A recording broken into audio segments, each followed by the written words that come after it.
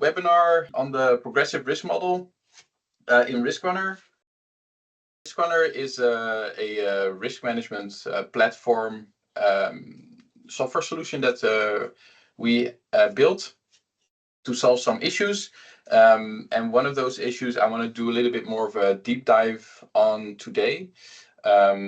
So there's several challenges we are trying to fix with Riskrunner, and one of them is that not all hazards are worth deep dives. That's the one we'll sort of dive into today. If you've seen some of my previous talks, some of this will be familiar, but I'm going to dive in deeper in this webinar. Okay, so let's start with this one. If you have a bunch of hazards and risks, there is oftentimes a problem that either people are oversimplifying their risk analysis. If everything is in an Excel sheet in these like HAZID style column formats, that for some of these risks that are in these Excel sheets, you're oversimplifying things. You're not like it's like doing the risk justice, because it is actually a little bit more complex than what you can properly analyze in an Excel sheet. On the other extreme, if everything is a bow tie, that's also unnecessary. By the way, in this webinar, I am going to assume that people know what a bow tie is. If you don't know that, then it will be a bit more difficult to follow, but let's assume bow tie is a more elaborate risk analysis model.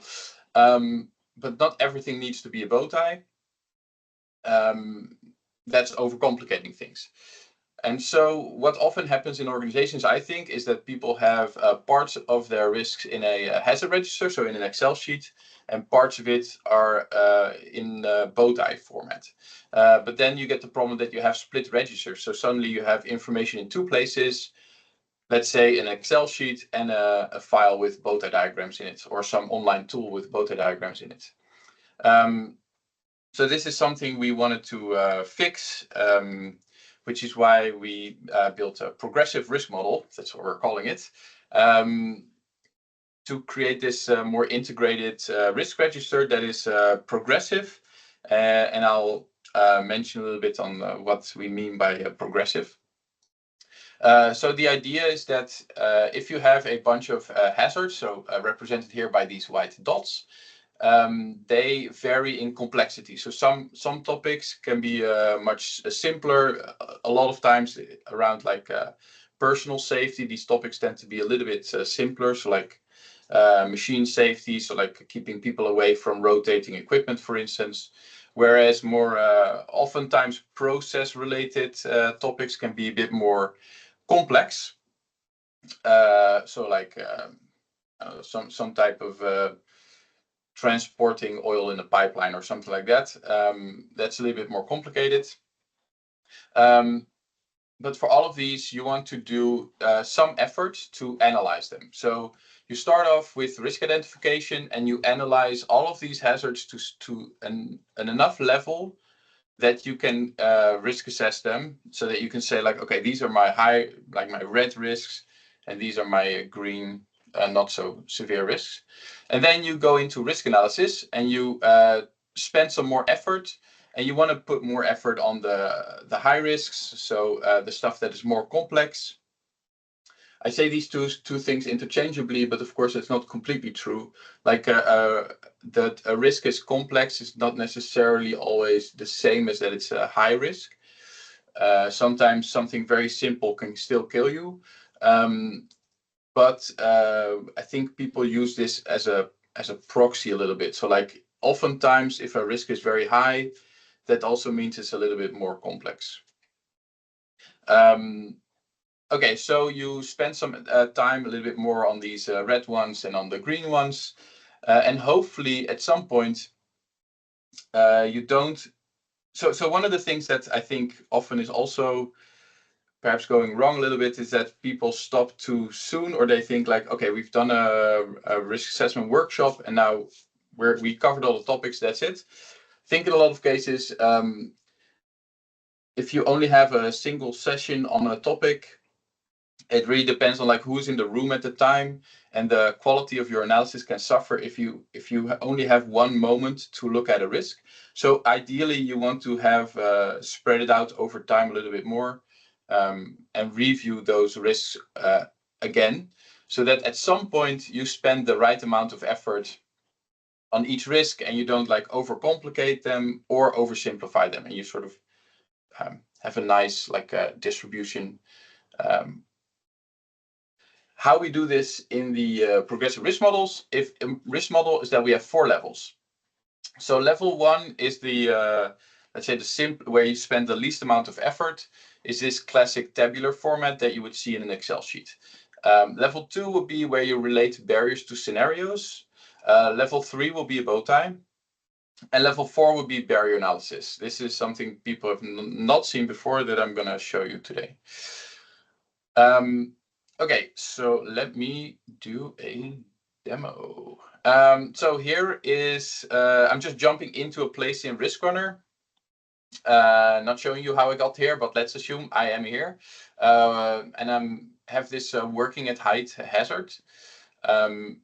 And so this is the first level of the progressive risk model, is essentially what you could see in an Excel sheet. So you have a column with top events, column with threats, column with barriers, column with consequences. And if you look behind these consequences, for instance, oh, did I not add? Oh, here, for instance, on the hazard, I have a risk matrix to assess the risk, but these are configurable fields. So you get to decide if you want to risk assess the hazard or each consequence individually.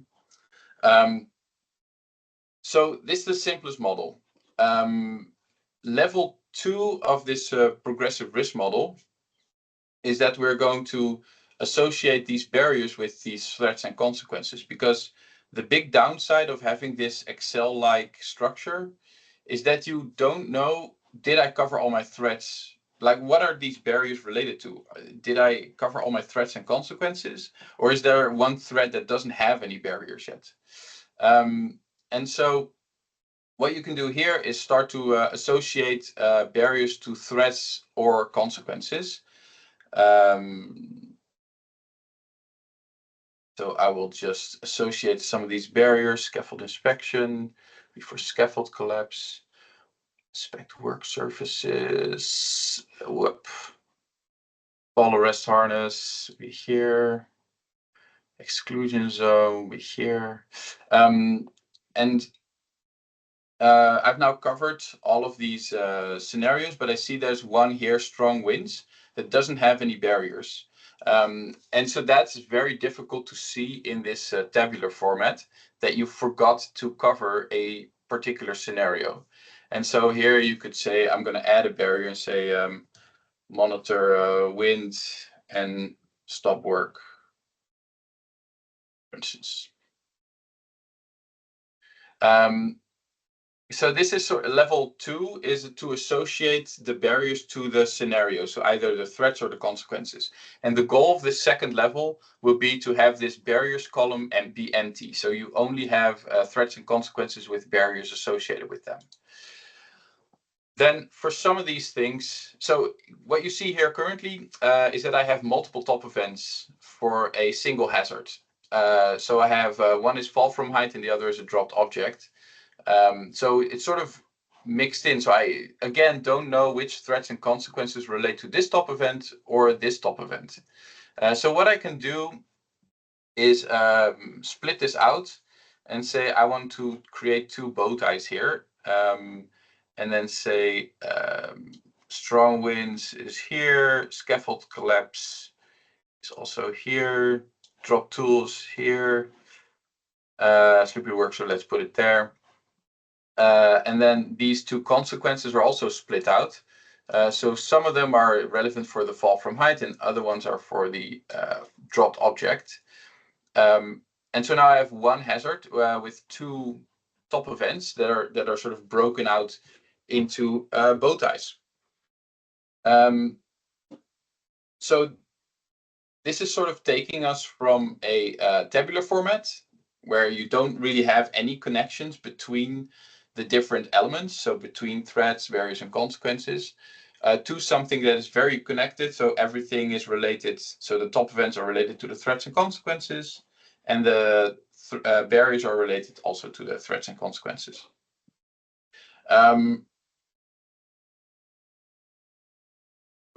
Demo. So that's sort of the first 3 levels of this progressive risk model.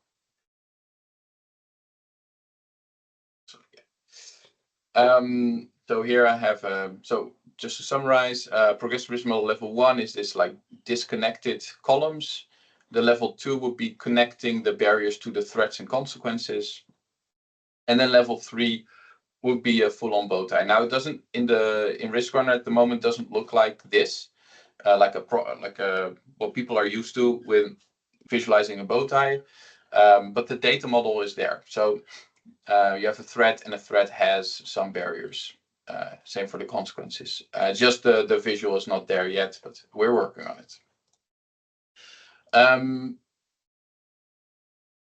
So I think one of the benefits is that you can have this integrated register where if you have a risk, let's say you dropped object, doesn't need to be a bow tie, so you just need to leave that as a more simple analysis. But the fall from scaffold you really want to put into a bow tie, you can do that. So you can have like some risks be very simple and others are like more elaborate. But they're still part of the same risk register. So all of these barriers are essentially the same thing, doesn't matter what type of model they're used in. So what are some of the advantages of this model? First off, it's an integrated risk register. So you don't have this separate, I have an Excel sheet here and a bunch of bow ties over there. They are integrated together.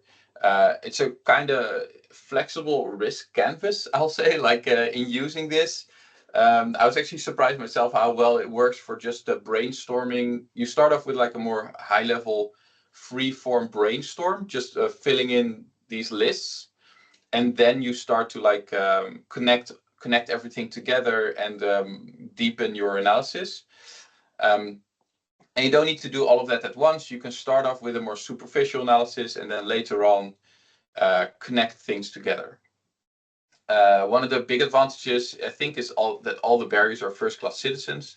So it's not that we are treating the barriers in the bow tie in tool A, and then the other barriers are in an Excel sheet or in some other like risk register that is treated differently. All the barriers are monitored and managed in the same way.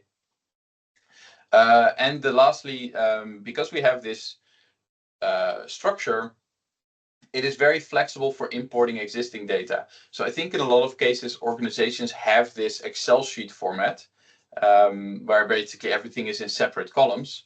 And it's just really nice to be able to import all of the existing risk register in that tabular format and then start to work on parts of it to upgrade them essentially. Okay, so then the extra part, the barrier analysis. This would be level 4.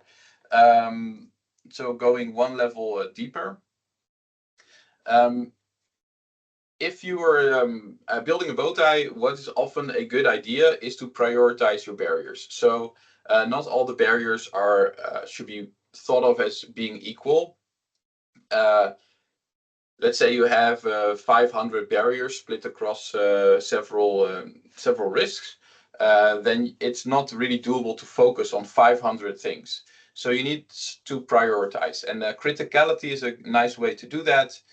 You basically weigh the threat and consequence sizes to if there's any other barriers on the line, and then decide like what are the most important barriers. In a nutshell, it's a little bit more complicated, but let's say that's how you do it. And you end up with some barriers that are very critical. And now the idea with these critical barriers is that they deserve a little bit more tender loving care. So you want to spend more time and more effort analyzing those barriers because you really, really rely on those. And so then it's worth doing a barrier analysis. And so If people are familiar with more traditional bow ties, you might have come across escalation factors and escalation factor barriers and activities. So these are all things that are, let's say, underneath a barrier that analyze how a barrier can fail and how we keep it alive and functioning reliably. So what we did instead is we wanted to have a one integrated tree that allows you to analyze both what we're calling degradation factors, so the escalation factors essentially.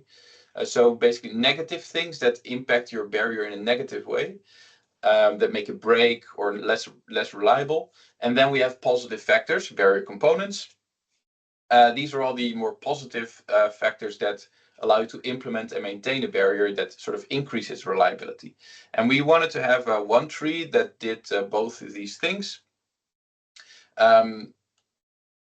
So that we can do, for instance, a purely positive tree. So this is an example. Let's take the fall arrest harness. We could say, okay, there's some things underneath the fall arrest harness that we need to do to make sure that that barrier is functioning properly. So we need to have a fall protection program. There needs to be some regular fall arrest harness inspection, and we need to purchase and store the new fall arrest harnesses. Those need to be in place for us to have a functioning and reliable barrier. And then underneath here, even we might have like an extra layer underneath here where we say, oh, we have a fall protection program review. So we're going to go one level deeper even on that one, do like an extra check on it. So we're sort of taking this fall arrest harness and really breaking it apart. What does that look like in the software? In this case, I already did it, so we don't have to spend too much time inputting information. But if I click on a barrier, on this definition, I'm going to explain at the moment what that means, but we have this edit barrier analysis.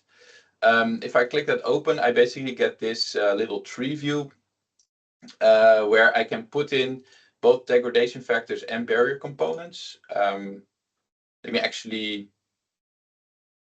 me add a degradation factor just so you can see what that looks like.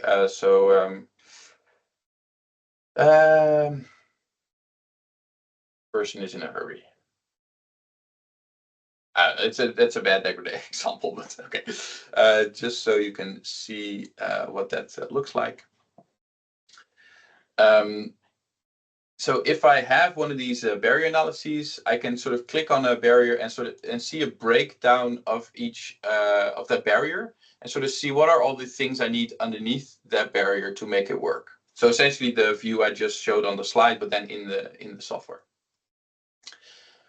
This is quite an interesting data structure because it's very flexible. So what you can also do is analyze really complicated barriers and then do something like this example. So I'm going to, in this case, have multiple layers in this tree. So the first layer that I have here is basically breaking the primary function of the barrier up into detect, decide, act sections. And then underneath that, I'm going to analyze each individual part of the barrier into what do I need to do to maintain it. And so this is my example here. Let's say I have a fire suppression system. That's my overall barrier. It is a very large and a more technically complicated system. So I want to break that apart and have the first level be detection. So all the smoke detectors that are part of it. I have a fire alarm control panel. So basically the logic circuits and stuff like that. And then I have a CO2 system to extinguish fires. And here I have a degradation factor, dust accumulation. That's a reason why the smoke detectors will fail. And then we have smoke detector maintenance to sort of counter that. Here I have a couple of things like functional fire alarm tests to make sure that this keeps working. And here on the CO2 system, I have a CO2 leak and then CO2 leak testing. So I'm basically breaking apart the barrier at the first level. Like what are all the direct functional parts of it that really make the barrier work, and then underneath that I'm going to analyze it further to make sure that each individual part of the barrier is also like what do we do to make sure that that keeps working. So you can go pretty far if that's worth it. If it's like if a barrier is complex enough to warrant that type of analysis, then you can go to that level. Okay, so what are some of the advantages of this barrier analysis? So we have a single tree to analyze both the positive and negative factors. Instead of what sometimes happens in other softwares, that you have like separate sections for different things. So we've sort of got a single tree to analyze the barrier. It's very flexible because it's basically positive and negative factors that you can nest underneath each other. So I just showed you 2 ways to use it, but you can of course imagine there's other structures you can use for your purpose, and it's not required. So it's an additional layer that you will probably use mostly on critical barriers to really make sure that you understand why your barriers work or don't work. Am I okay? I'm good on time. So the conclusion. So yeah, we wanted to have. So Riskrunner does a bunch of things. So this is one of them, and we really wanted to try to push what a risk register looks like and how it works. We want to sort of push that to the next level. And I hope we're going to do that with this progressive risk model. I think so. To have this integrated risk register. The other thing, yeah, we're not done yet. So there's more plans in the pipeline. So just wait for a next webinar on the progressive risk model part 2. For now, I think if there's any questions, we have time. If you want, you can sign up for a demo. If you go to this URL and just fill in the form there to sign up, that will create an account for you, and then we'll contact you and do a demo. And you can try out what the tool looks like and how it works. All right, thank you very much. And if there are any questions, I will happily take them. You can either do the chat or just unmute yourself. Or if it was all super clear and there are no questions, also possible.